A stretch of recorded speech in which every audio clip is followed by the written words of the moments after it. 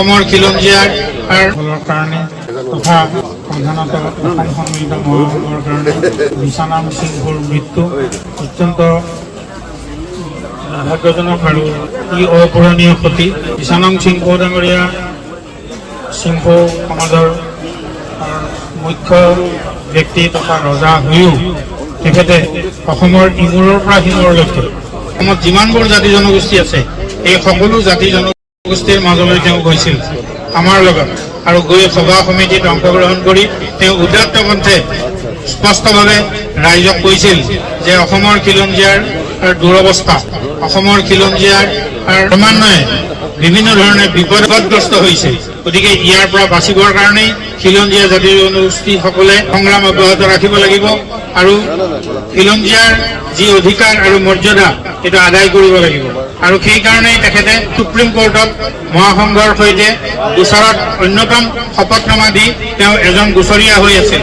আৰু অকল সেইটোৱেই নহয়, 2019 নাগৰিকত্ব সংশোধনী আইনৰ বিৰুদ্ধেও তেখেতে এজন গোচৰীয়া আছিল 30টা খিলঞ্জীয়া সংগঠনৰ সৈতে। মই সিংহ যিসকল বয়োজ্যেষ্ঠ ব্যক্তি ইয়াত আছে আৰু ডেকা বন্ধু আছে সেইসকলক মই এই কথাটো আহ্বান জনাব খুজিছো যে সিংহ ডাঙৰীয়াই যিটো নেতৃত্ব লৈছিল, যিটো আন্তৰিকতাৰে এই দেশৰ খিলঞ্জীয়া জাতি জনগোষ্ঠীসকলৰ আত্মনিয়ন্ত্ৰণৰ অধিকাৰ, ক্ষমতা আৰু মৰ্যাদা আদায়ৰ কাৰণে যিটো তেওঁ চেষ্টা কৰিছিল মহাসংঘৰ জৰিয়তে, এইটো অব্যাহত ৰখা উচিত।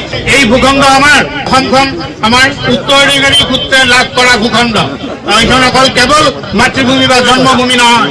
গতিকে সেইকাৰণে আমি যি মৰ্যাদা হেৰুৱাইছো সেই মৰ্যাদা আমি ঘূৰাই আনিব লাগিব। আৰু লগতে ৰাইজক মই এটা প্ৰস্তাৱ দিব খোজো যে সিংহ ডাঙৰীয়াক পলিটিকেল জামাদাৰ হিচাপে নিযুক্তি দিছিল, এতিয়াও চৰকাৰে পদবীটো এবলিছ কৰা নাই, কিন্তু তেখেতে ৰিটায়াৰমেণ্টৰ পিছত ৰাজকুমাৰক নিযুক্তি দিব লাগিছিল, সেই কামটোও কৰা নাই। গতিকে সিংহ ৰাইজে সভা পাতি সিদ্ধান্ত লৈ আনুষ্ঠানিকভাৱে ৰাজকুমাৰক ৰজা হিচাপে ঘোষণা কৰা উচিত। আৰু এইটো এটা লিগেল প্ৰচিডিঅৰ, এইটো মণিপুৰত কৰি আছে, তিৱাসকলে কৰি আছে, তিৱা ৰজা।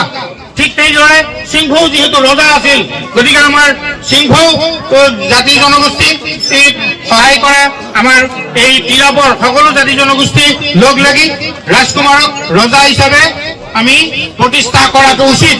আৰু সেই কাম কৰাটো এটা লিগেল আৰু এইটো এটা প্ৰপাৰ আমাৰ কাম হ'ব। আৰু সেই কামটো কৰিবৰ কাৰণে আজিয়েই মই সকলোকে অনুৰোধ জনালো। ধন্যবাদ।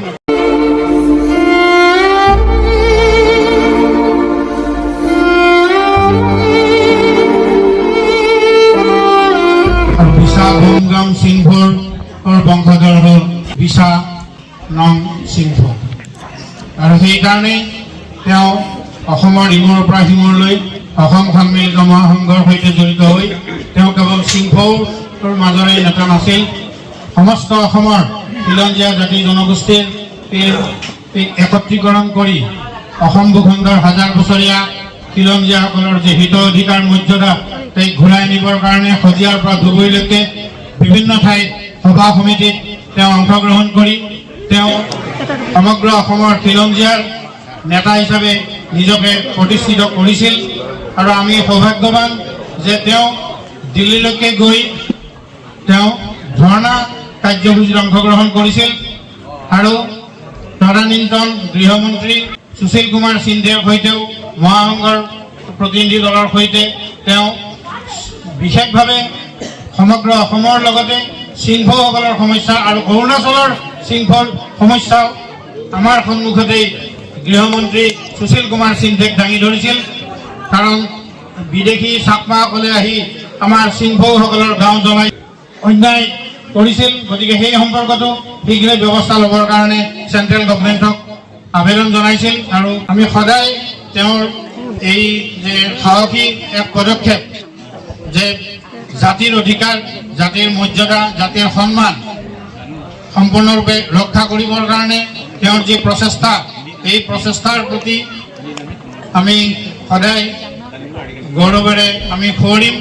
আৰু আমাৰ অনাগত দিনত এই সিংহ জাতীয় পৰিষদৰ সভাপতি হিচাপে লোৱা তেওঁৰ যি ভূমিকা, এই ভূমিকাৰ তাৰ সহযোগী হিচাপে চিংফৌ জাতীয় পৰিষদ আমাৰ মাজত আছে, চিংফৌ ছাত্ৰ সন্থা আছে, চিংফৌ মহিলা সমিতি আছে। তেওঁলোকক মই সকলোকে অনুৰোধ জনাইছোঁ যে বিছানাম চিংফৌৰ আদৰ্শৰ কথা মনত ৰাখি চিংফৌ জাতিৰ পৰম্পৰাগত ঐতিহ্য আৰু পৰম্পৰাগত ব্যৱস্থা ৰক্ষা কৰিবৰ কাৰণে সোনকালেই বিছানাম চিংফৌৰ বৰপুত্ৰক ৰজা হিচাপে আপোনালোকে অভিষেকৰ ব্যৱস্থা কৰা উচিত। যেনেকৈ মণিপুৰীসকলে কৰিছে, আমাৰ তিৱাসকলে কৰিছে, তেনেকৈ আমাৰ বিভিন্ন জনগোষ্ঠীৰ মাজত আছে আৰু কৰাটো উচিত।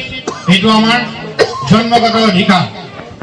গতিকে সেইটোও মই আহ্বান জনালোঁ আৰু তেওঁৰ দৰে সক্ৰিয় ভূমিকা পালন কৰিবৰ কাৰণে যাতে চিংফৌসকল অসমৰ খিলঞ্জীয়াৰ মাজত জিলিকি থাকে আৰু নিজৰ হিত অধিকাৰ মৰ্যাদা ঘূৰাই আনিব পাৰে। বিছানাম চিংফৌৰ পবিত্ৰ স্মৃতিক মোৰ শ্ৰদ্ধা জনাই